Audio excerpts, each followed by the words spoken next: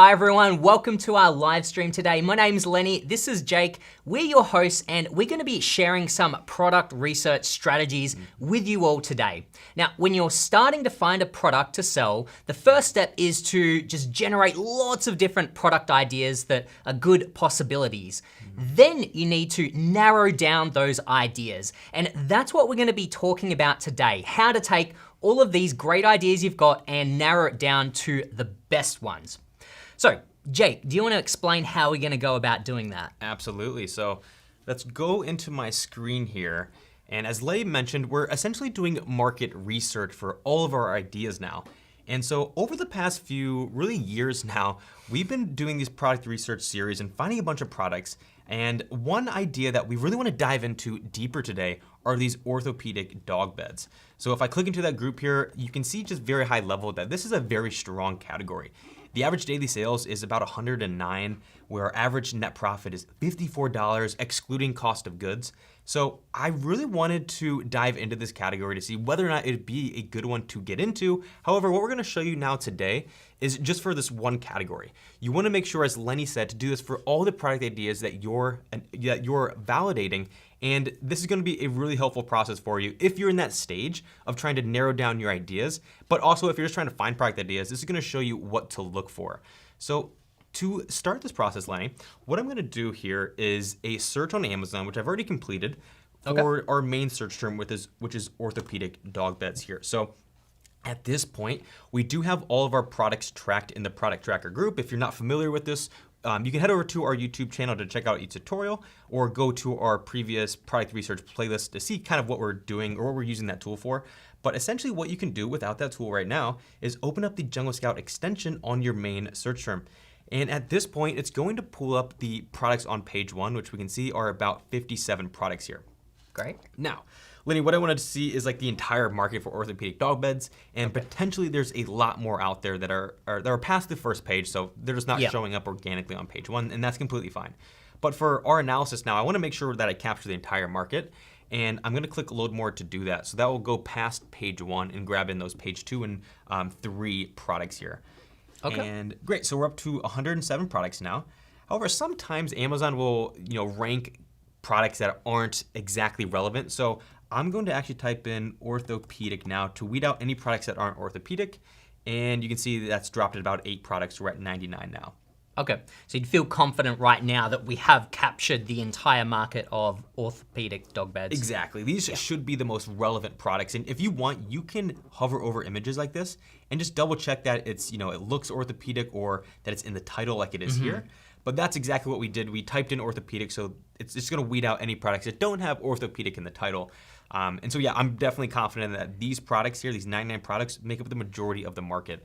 And so as a real quick tip for anyone that wants to try this out for themselves, if anyone was to look through this list and they were to see a product that that didn't look like an orthopedic dog bed, what would you suggest they do? So yeah, you come over here. If you want to do it manually, you can click a few of these, and you can actually just hide it from here, and that will actually remove it from the data. So perfect. When you're validating or analyzing these top row metrics, which are going to give you the average for the market, you don't want to include anything that's irrelevant. And so before I download this, which is what we're going to do right now, I just want to real quick, Lenny, examine this market, because if it's not what we thought it was, we want to move on directly and not waste our time. So average monthly sales of these 99 products is a lot, 2,500. Okay. And we always say above 300 is considered high demand, so that's well above 300 there at 2,500. That's insane.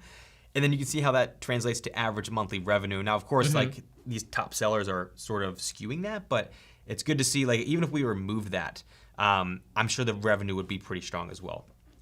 Okay, great. So we've got a starting point that very high level for, let's say, 100 products for the market. We can see the average sales and the average revenue is really great. But the first thing I would say is, how do we know that not 1 or 2 listings are dominating most of those sales and revenue? Which I'm guessing that's where we're kind of going to kind of like dig into that. That's essentially what we're trying to do now. We want to make sure that this market is going to be good for us to get into as a new seller. And so one thing you can do high level just on the extension here is just checking. So this product at the top, sold by the brand Bedsure, is priced at $44, which is well under that average selling price. And their essentially skewing the data. So their monthly revenue is basically $1 million here. And the next few competitors are well below that. So let's go to monthly sales here. 22,000 monthly sales, and next competitor is 15. And so, we actually do have one out here at 21. So they are a huge competitor, but what I like to do is take a few big scrolls. And so let's go to product number 15 here, has 82 daily sales, 22 monthly sales, and keep scrolling down here. So like I'm seeing smaller brands now that are actually capturing sales. So like the 30th product on this list even, with only 17 reviews, is getting 11 daily sales, well above our 300 monthly sales threshold to qualify for high demand. So that to me is really, really positive. Right. You're never gonna get away from these big brands, but you wanna make sure that at least these smaller brands well down this list are still getting sales, and that's really positive. Yeah, because I also noticed that one that you were looking at there, looks like that was first available on the 4th of November last year. So they haven't even been selling a year. Exactly. So to your point, because I know that you often, you love that date first available filter, you're seeing someone that's got, very brand new listing, and you can verify that they are getting a really healthy number of sales. Oh, yeah. And they're even on page 1 as well ranked quite well for one of their big terms, or if not the biggest term. So that's all really positive. Yeah, and if you want to see that really quickly, you can actually filter the results here by the date first available, and then maybe just go the last year here. Okay. So of those 99 products, how many of them were launched in the past year? 48. Oh, wow. Interesting. Now you may be wondering, like, okay, how many of those are successful? If we put in 300 in the monthly minimum sales, we'll see it's actually 36 products that were launched in the past year in this category that are crushing it. And that's awesome. So I'm going to, I accidentally hit load more, but that's okay. We'll just get more products in here. I'm actually going to remove my filters now. So I'm actually going to go back to all time, which it looks like I already did for me, and then remove 300 from there. And real quick here, apply that because I want to download this now into a CSV. So what you can do is you can come over here to download trends and click download CSV. And so what that's going to do, I already put this into a sheet to save us time organizing it and just showing you that process of uploading it to a software like Google Sheets. But that's going to download a sheet that looks just like this. Now I set it up slightly different just because I'm really OCD and I wanted to have things bold here. And I've structured things, but I'm going to show you essentially how we do market research on a category to verify just how strong it is. And again, we're just doing this for one category. You want to do this for multiple categories, but really want to take some time today to show you our process and how we like to do market research. So the first thing I do, you'll notice there's an empty column here. I created that row. I want to now see the market share that each of these products takes in this market.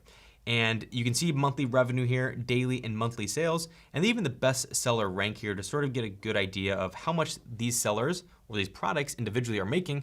But now I want to see how much they actually are dominating the market.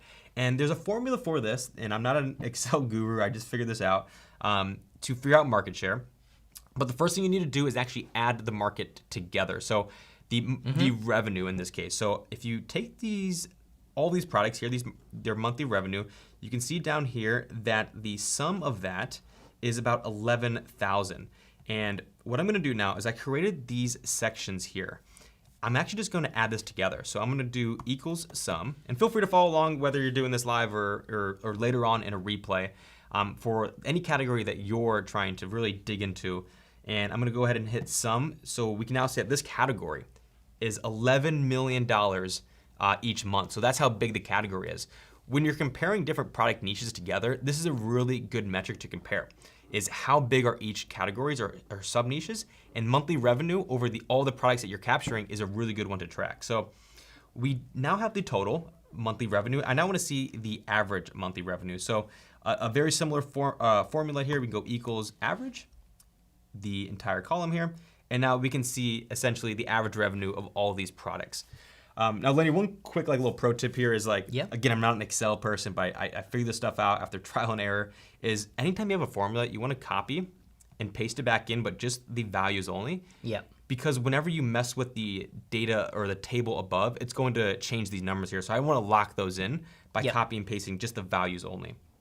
So good tip. Now that we have the total and average monthly revenue here, we can come back up here and add in a column for market share. And here's the formula for this. You go equals this first monthly revenue, and you want to divide that by the monthly revenue total. However, Excel or Google Sheets is funny. You need to use absolutes here so it doesn't change it. And even if you don't know what that means, don't worry. I'll dumb it down. just copy what Jake's doing. Just copy what I'm doing. You're going to do, let's see how I do this right. $, and then the column, which is I, and then another $, and then the row number, which is 100. And that's essentially just going to lock it in to that monthly revenue cell. And I'm just going to suggest autofill. And now we essentially have the market share for each product. And you can just confirm that by copying all these, and it should equal 1 down this bottom right-hand corner. Equals 1 there. So the sum is 1. So that's exactly the market share for all these products. You see his top product is 9%. It's dominating the market, really. So let's talk for a second about like, why is this even important? Why are we calculating the market share? What are we looking for? Or really, what's the purpose of this? Yeah, you essentially want to, when you're selling any product, you want to capture even a sliver of that market share. And while it's nice to just maybe do that from looking at monthly and daily sales, it's really good, in my opinion, to go down to a percentage level. So I like to say, for example, you might not think capturing 1% of a market is going to get you anywhere, but if you take a product like this that has just over 1% market share, their monthly revenue is $115,000. So to me, it just helps me realize that I can just come in and hopefully capture around a percent in this scenario, and I'll do pretty well. 94 daily sales is getting you a 1% market share. So it really just helps you reinterpret the numbers. And I like looking at percentages, in this case, better than dollar amounts, because I don't know what to do with dollar amounts, just basically, I don't know what to do with dollar amounts like I would with percentages. So to me, it's just another data point that helps me figure out the competitiveness of each market that you're analyzing here. Gotcha. Yeah, and I guess just to add on to that, I think it's also really helpful to tell you the distribution of the sales and revenue throughout that market, because as we established earlier on, people are getting, what was it, like 2,500 sales on average and over $100,000 in revenue on average. But that can be deceiving because you could come across a niche where there might actually just be 1 or 2 top brands that might own like 90% of that market. So those averages aren't really correct. You want to validate that everyone, or that a lot of different people, even newcomers, do have a chance of capturing market share. So by looking at the market share of each listing, you can sort of verify if other people have actually been able to break in, and therefore you also have an opportunity to break in there. Absolutely. That's a really great point here. So at this point, I essentially use this sheet as my source for truth, or my source to compare. And now I just want to fill it out. So at the bottom here, you'll see I have these 3 separate groups here: totals, averages, and then we'll get to this later, but we're actually gonna really dissect the top brands and how they're performing versus the same level competitors, which are products that are essentially going to be your direct competitors when you first start out. Those are products that were recently launched and have under a certain amount of reviews. So you can really gauge to see how new products in this category are doing, just like we showed you how to do over in the extension here. Cool. So if we're starting out with top brands, Jake, how do we sort of how do we define that? Who makes up a top brand within a niche? So the way I would do that is, it's really up to you and the data you're looking at. It might change category to category, but there's a ton of different ways you can do it. So the 4 main columns, or now really 5 once we've added in market share, are the ones highlighted up here. And you really just want to look for that drop-off number. So for example, in rank, you can see these first, 4 products here are under 1,000, their rank. And the next one hits 1,500, and you do actually have a 500 here. That could be your drop-off. Maybe your drop-off is 1,000. Or if you do monthly sales, these first 6 products here are above $14,000 or even $10,000 is the lowest one here. So maybe that's your drop-off. You essentially just want to find the drop-off. And you can do that with monthly revenue, market share as well. So in this case, maybe we will define that right now. What do you say, like anything over 10,000 monthly sales? Could potentially be our drop-off? Yep, I think that's that makes a lot of sense. Okay, so one thing I like to do is first kind of note that down here. So I'm gonna go over 10,000 monthly sales. That way when you're comparing all your different categories, you kind of have that note down here. And now what I wanna do is something a little different here, is sort by the brands. And one thing I love to do when I'm looking at markets is to figure out how many brands are selling multiple products, because you might be analyzing one brand or one product in particular, but you didn't realize that they actually have 5 different variations on the listing. So it sort of helps you sort of see the breadth or see who the biggest brands are, the ones who are selling the most products. And so back over in the sheet here, I'm gonna just highlight, I won't do this for all the products, but in different colors, I'm gonna highlight brands that show up multiple times here and in different colors. So like, here's an example of a few that are different brands, or I'm sorry, the same brands. I'm probably gonna skip a few, but you wanna do this for as many products or brands as you can. Just because, again, it's gonna help you analyze this information a lot faster, especially when you're comparing multiple brands here. So maybe I'll just do this for a couple more. Okay. Right, so I suppose it could be possible that some of these listings are sort of variations on the one listing, perhaps? Perhaps, and it's just also just gonna show you real quick, like who are the top brands. You wanna know who the top products are, like your competitors, but you also wanna know who the top brands are. And sometimes the brands that have multiple products, they're doing pretty well for themselves. So you just wanna note that down here. So Jake, I'm sure that there might be people out there that are looking at this and might have the question of like, if you have a niche like this where you're seeing one particular brand has multiple listings, is that a good thing or a bad thing? Do you think that matters or not? Is it something to avoid? What are your thoughts? I don't think it's anything to avoid. However, one check that I like to do when I'm launching a product is, do the top products or do most of the products in the category have multiple variations? So sometimes you might find a product only succeeds because it has options for the buyer. So if you think about something that has different sizes, you may have luck landing someone on your page, when someone lands on your page, to have them be able to shop between a small, medium, and large. But there might be other categories out there where the majority of the top sellers can get away with just one variation. So by doing this really quickly, you can sort of scan through the list, and I'm just gonna sort by revenue again. And this is gonna show me at the top, the products that are making the most money on Amazon, how many of them have multiple products. And you can see here the top, I don't know what we're looking at, the top 30 products are mostly variated products or products with more than one listing or more than one product in their inventory. So this isn't, it wouldn't make or break. It wouldn't be the reason why I just order 1 versus 3 products to start. But this will just help you very quickly see, I guess, how many brands are out there selling multiple products. And so real quick, we did that. Now let's go ahead, because we're on the topic, and define what same level product is. You mentioned this earlier, Lenny. We could use this date first available column up here and pick products that were launched in the past year or maybe even 2 years. So to do that, I'm just gonna type in 2022 and select all, and then type in 2023 and select all. And so now it's gonna show us only products that were launched in the past year. And I think we saw earlier, what was that, like 30 something? It looks like it was 50. Okay, so 50 products launched in the past year.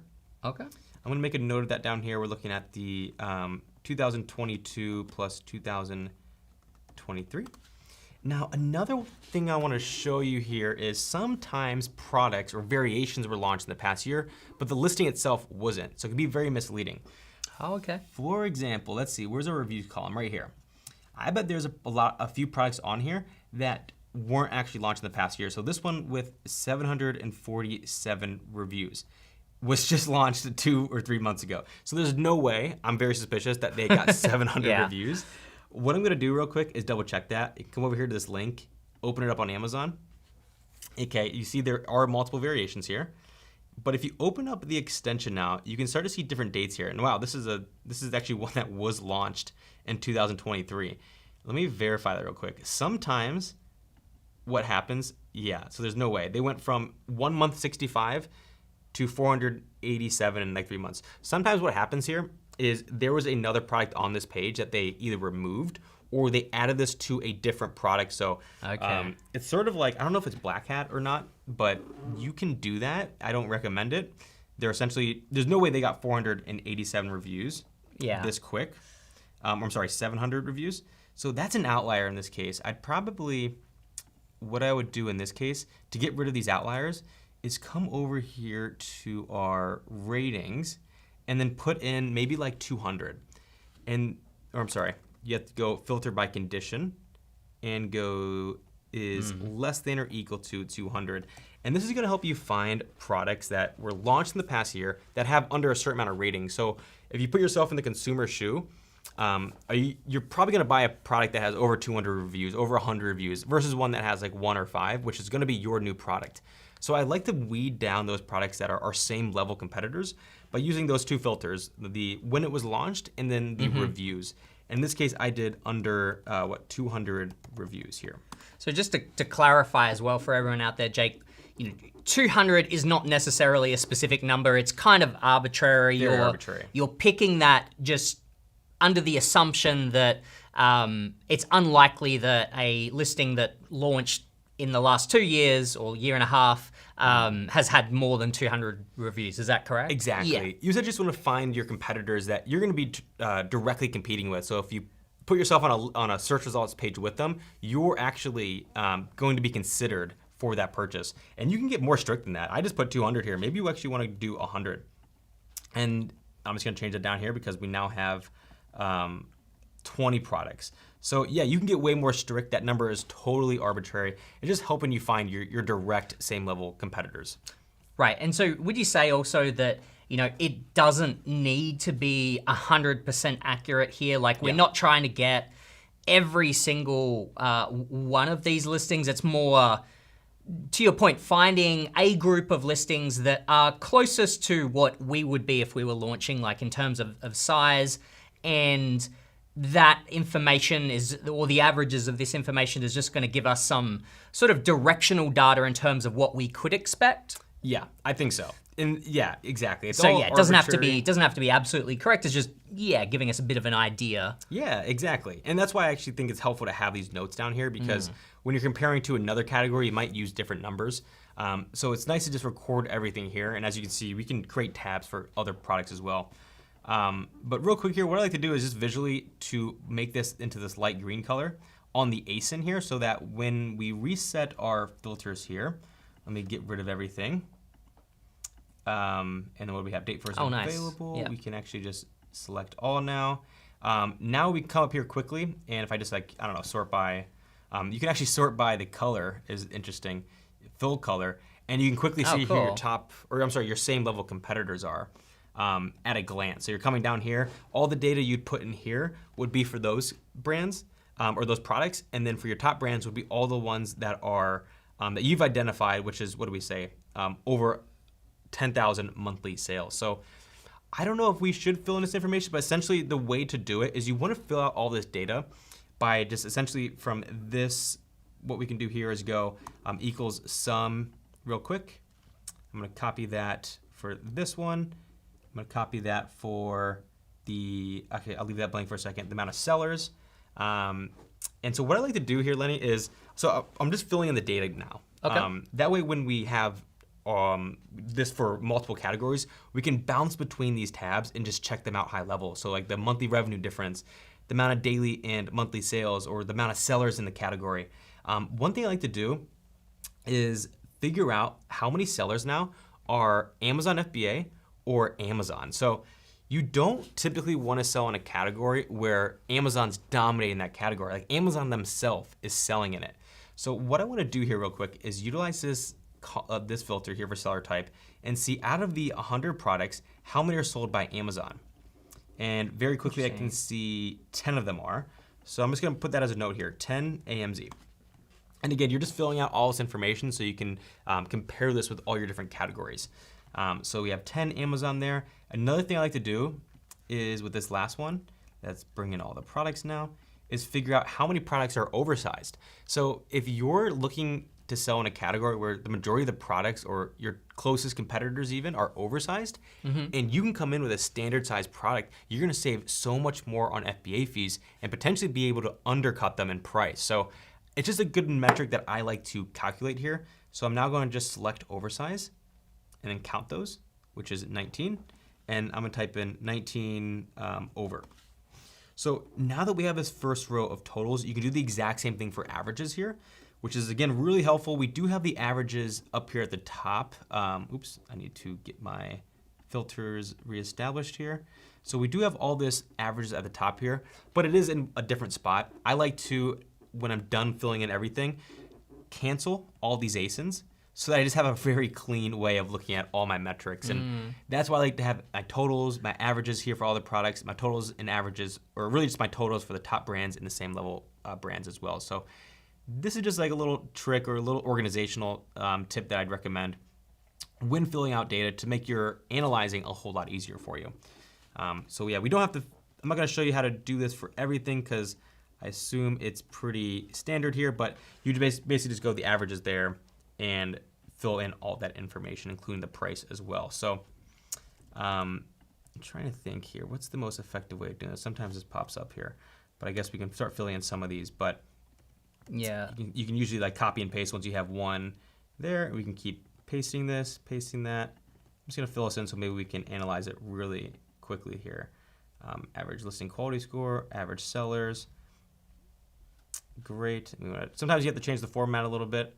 So in this case, it's trying to do a $sign, but we want the average number of sellers.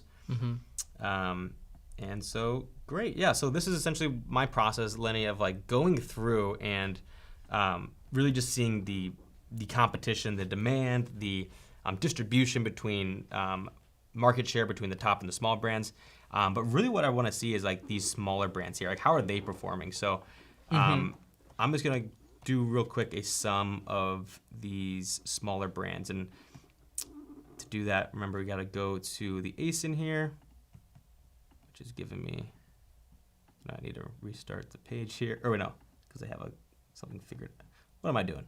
Told you guys I'm not an Excel guy. So let me reload this real quick. Okay. Fill by color, light green.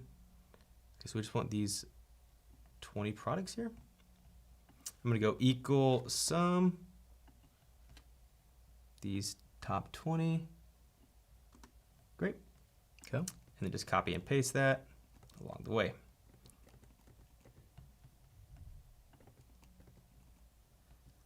Okay. We'll have to mess with this formatting later, but I'm curious, like, what pops out to you when you see sort of what we're seeing here? So, gotta actually change some of this here. Okay, that date is not right. We need to do the average for that. Sorry. So some of these you will have to do the average. For these.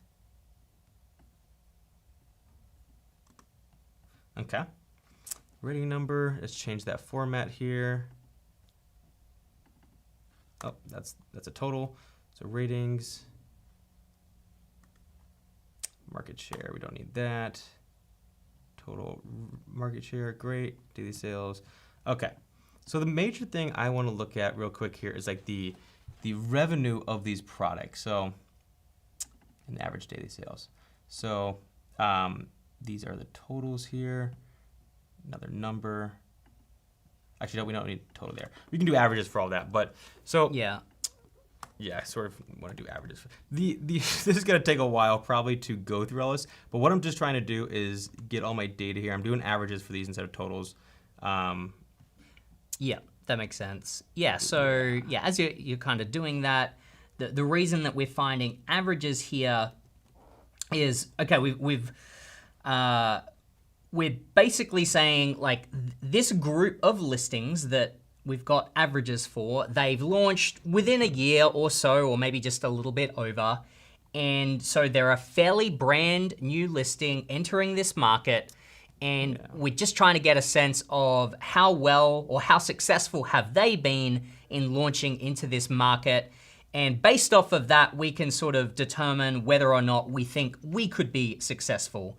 Now, obviously, no one has a crystal ball and we can't guarantee for sure that we would also be successful, but these are the kinds of data points that you would want to look at when you're trying to make these decisions. Yeah, cool. So I just filled in now this for the new brands. And this is what I want to analyze now. So we'd want to do the same thing for top brands, but just to save us some time here. Lenny, what I'm seeing here is the same level product. So our direct competitors, they're actually priced at $51 here. And if we look at the average for the entire market, it's $58. So to sell in this niche, you're gonna need to come down on the average price, which is what it looks like is happening here. Yeah. These top brands, I'm sure their monthly price is well above that. And so that's what's skewing the data a little bit. But I can see, okay, great. So if I were to sell a product, I can sell at a pretty profitable price. We always talk about selling above $20 or $25, and this is double that, so that's great. The average rank is 22,000, which is awesome. You have the average monthly sales is 415 and daily sales 17. So that's really strong. That's above our 300 monthly limit that we kind of shoot for and 10 daily sales that we shoot for. And then the average market share is just under a percentage, so 0.19. So again, with that percentage market share, the average seller in this niche that is pretty new and is under 100 reviews is earning $21,000. And you can see like that average date launched was like from the date today, it's like 6 months ago. So in that 6 months, these new products are doing extremely well. They're getting really high ratings here. About 5 was the average, so that's pretty insane. The listing quality score, which is how you judge like 1 through 10, how strong is a listing. That includes their titles, keywords, and then their images. So out of a 10, they're about a 7, which is pretty good, but we could probably shoot for 8, 9, or 10 and expect to get similar or even better results. And then there's 0 products that are oversized, so that's okay, but if there was a few that were standard size, were oversized, that would be even better for us. So I'm seeing, like Lenny, a lot of positive like feedback from this data here for new products in the category. Cool. So I guess maybe let's spend a minute and talk about like how you would use this. So essentially, like you said, we've done this for one product here.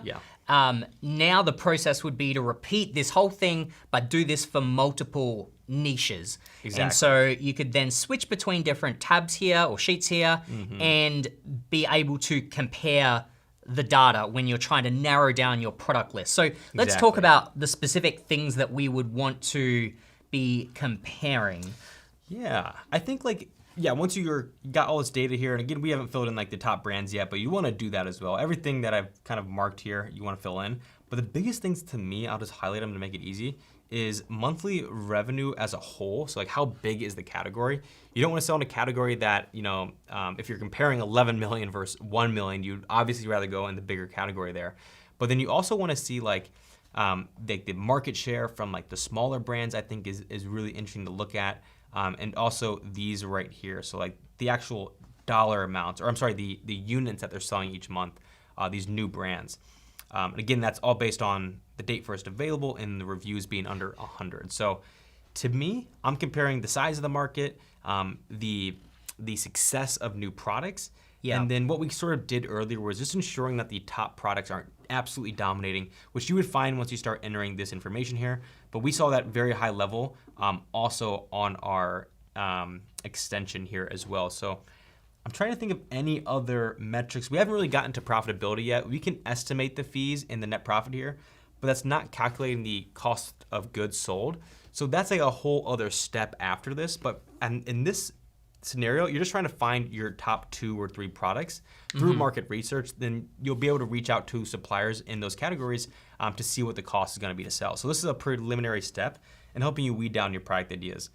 I think maybe another one would be the price. You actually want to sell something that is going to give you a good profit. So I would agree, because the price does, for this particular example, the price does stand out to me.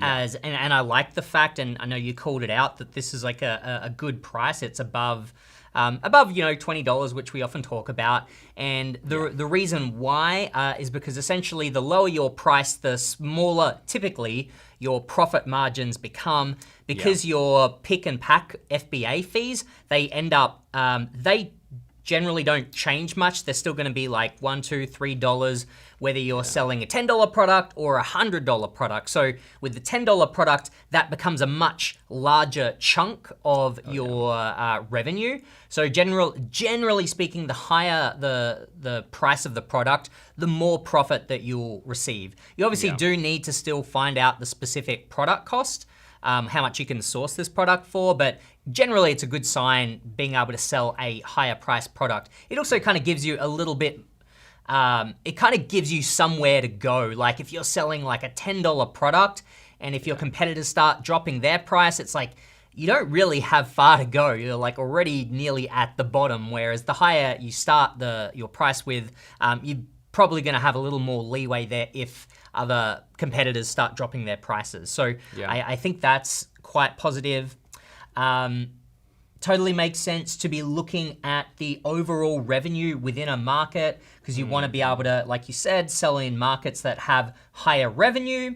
But I think you also want to compare that against the how successful a newer seller can be. Exactly. Because potentially you might have a scenario where maybe a different market only has 8 million in revenue. So maybe there's less revenue overall, but the the success rate of newer products in that might be higher. So there's always going to be sort of pros and cons. You always kind of have to weigh up all of these different attributes.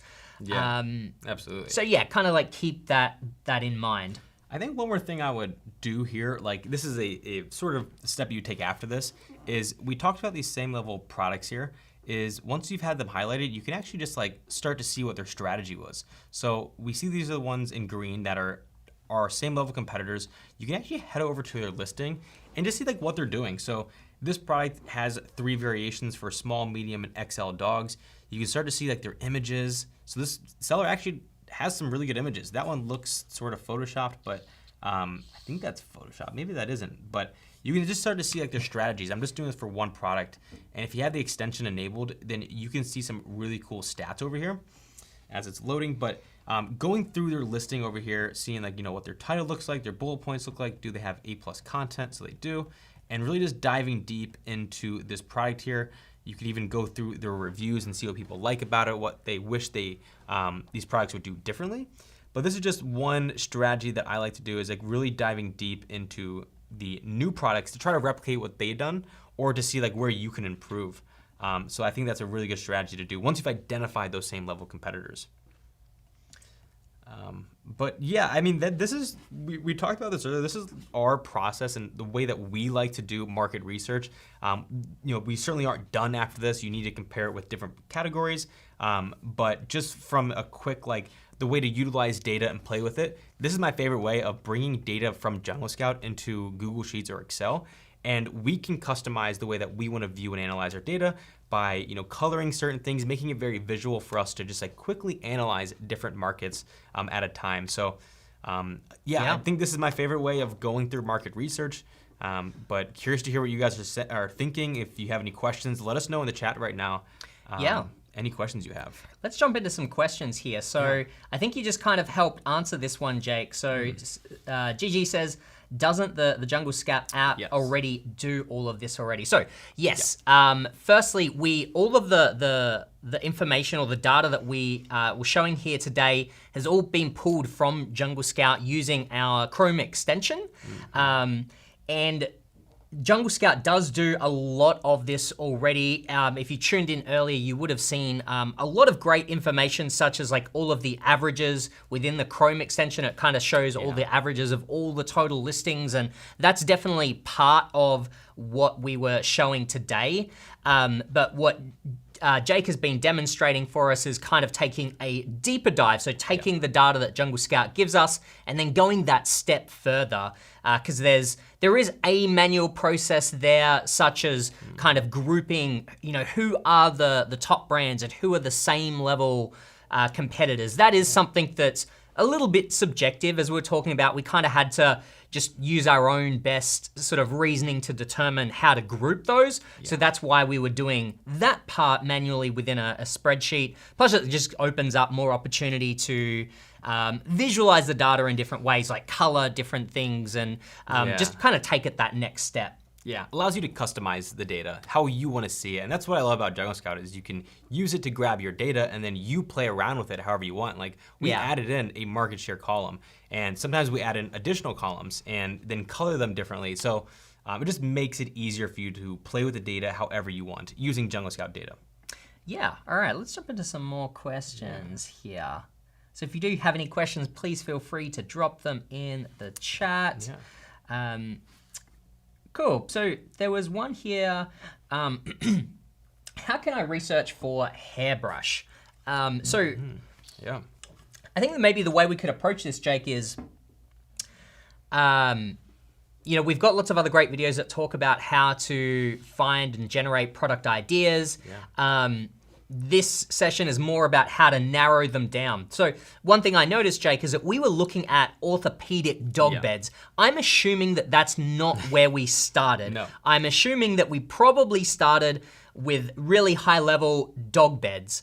Because I can see, Rajiv here is talking about hairbrushes, and I'm going to imagine that hairbrushes is probably a very, very large, probably very saturated kind of category, probably similar to dog beds. So Yeah. I'm kind of curious, starting from a high level search term like that, how did you sort of narrow down to kind of find something a little more niche? Yeah, if you don't mind, let me pop open my screen here. So Yeah.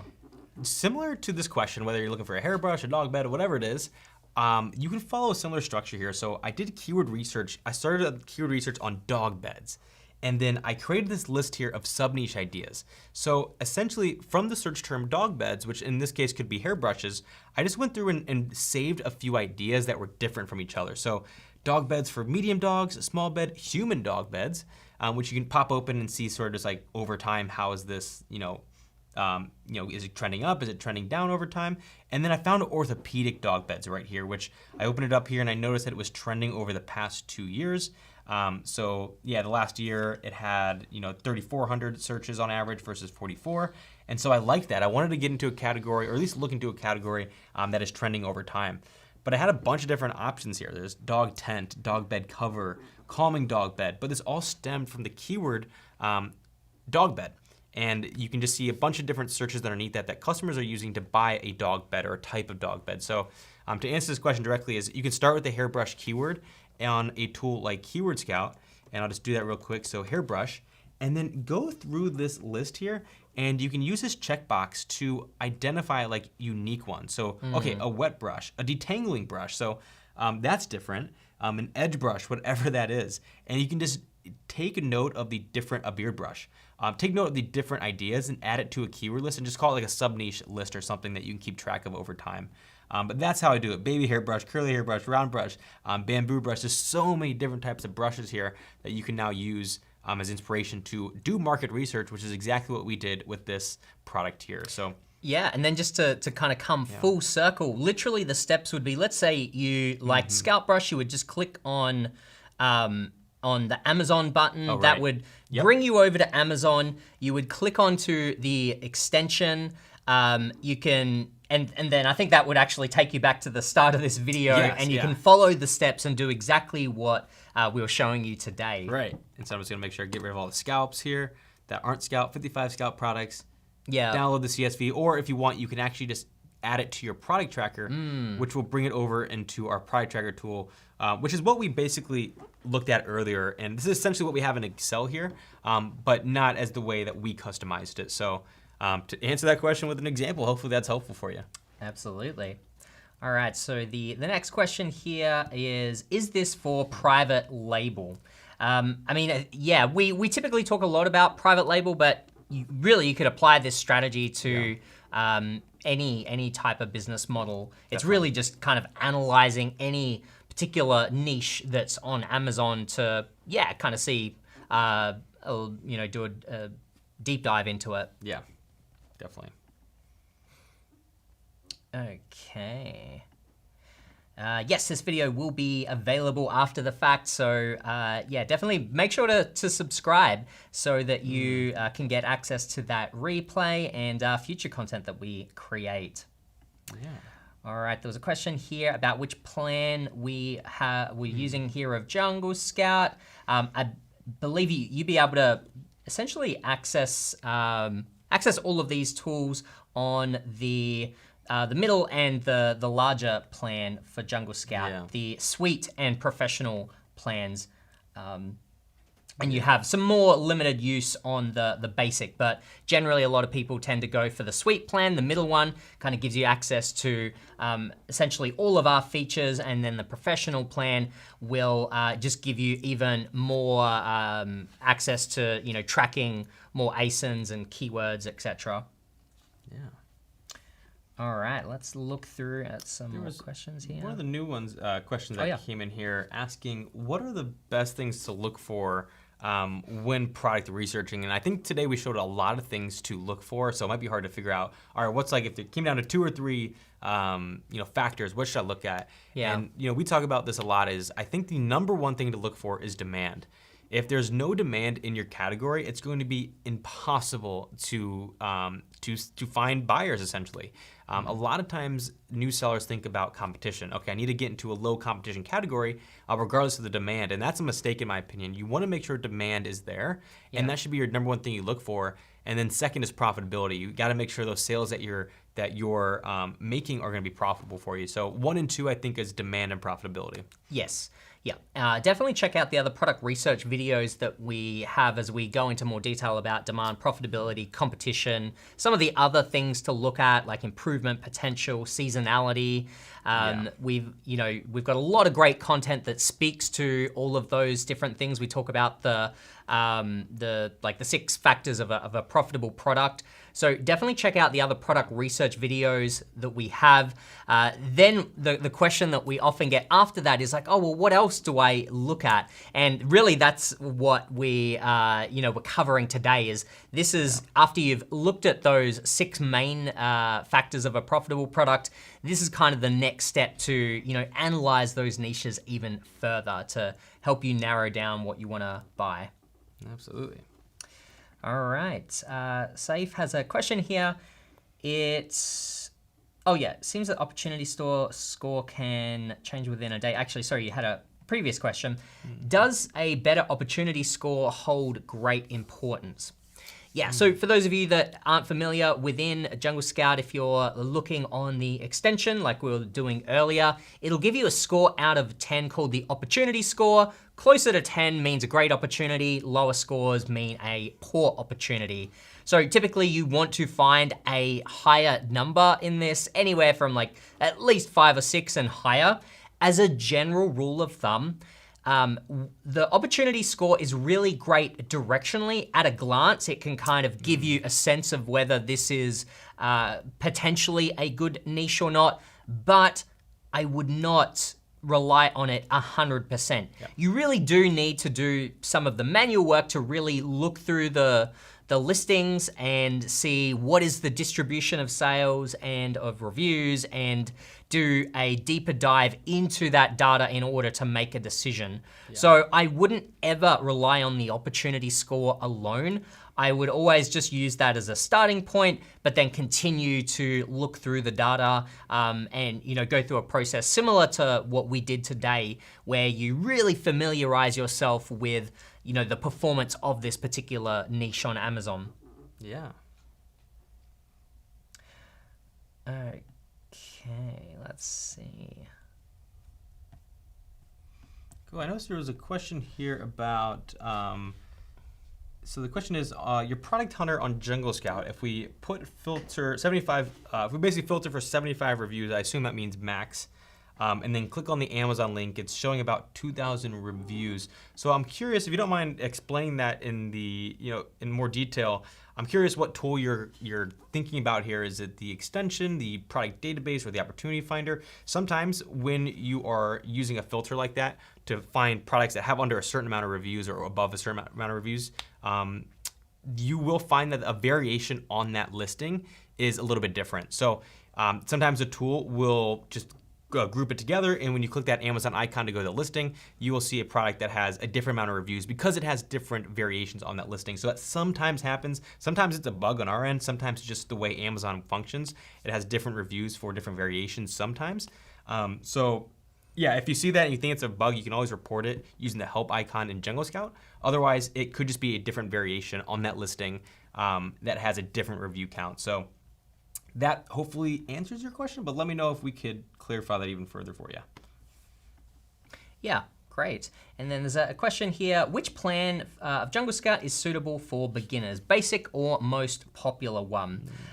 So essentially, yeah, the ones we're talking between the basic and the suite plan, if you're very sort of stretched for money, you could begin with the basic plan, and you can certainly use that one to get started. Essentially, it does limit you in how much you can do. So basically, within the product tracker, you'll only be able to track 20 products. And then within our other product research tools like Opportunity Finder, Product Database, even Keyword Scout, you will be limited to 3 searches per day. So you could get away with using that. It could be quite challenging as, if I'm starting out and I'm doing product research, I'm generally going to be doing or wanting to do a lot more searches than that in a single session. Let's say I've got an hour after work or at night or something where I want to be doing product research. You might find that's going to be a little bit of a hindrance just being that limited. So generally, I would say if you can afford it and if you are truly serious about this as an Amazon business, then I would really recommend at least having that middle plan, the suite plan.